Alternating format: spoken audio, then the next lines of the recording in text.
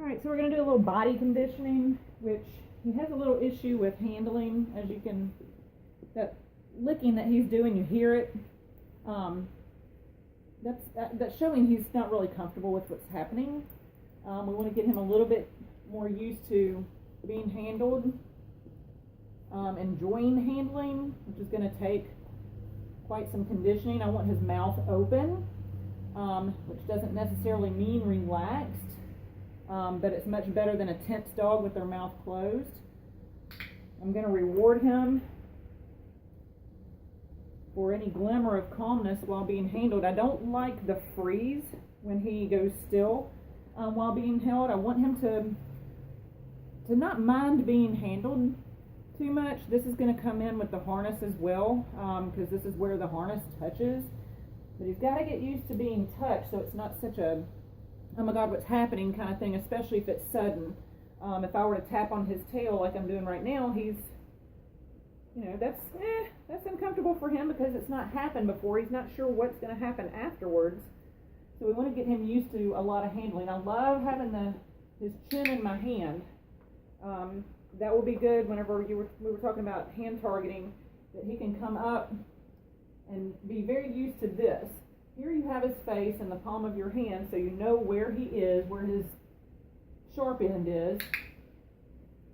And also it's going to help with him getting really used to hands coming towards him, because they always mean good things. So we're just going to do some really boring body conditioning right now, getting him used to being handled a little bit better, that it's not such a big deal.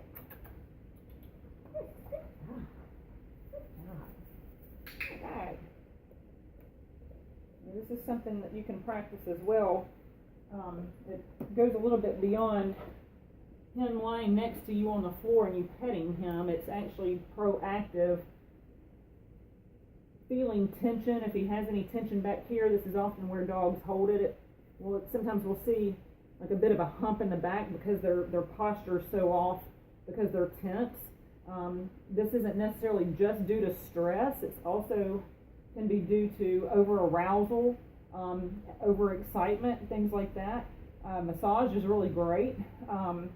Even if you don't have a clue what you're doing, as long as the dog seems to be relaxed and enjoying it, working these muscles out relieves some of that tension and stress, gets them used to handling.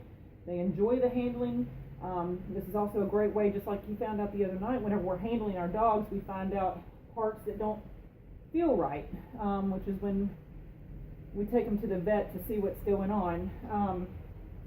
He actually feels not entirely bad. It might be the way he's sitting too, that he's kind of all glommed up. Usually whenever I'm done with a lot, this is quite a bit of handling right here for him. I'm gonna let him go, shake it off, and then I'm going to click and reward him.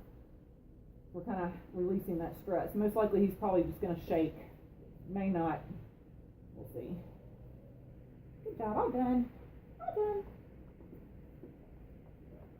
And that's actually good that he didn't shake off. Usually the shake off is like, whew, kind of a stress relief kind of thing. So him not doing that's pretty good. He may not necessarily be enjoying that. He's not avoiding it. Now he's offering to lie over, so I'm going to take advantage of that and work on his elbows and shoulders, try and get those stretched out. We want him to allow us to handle his paws. He's kind of resisting, so I'm going to move back to the shoulder. He's holding it in. Bless you.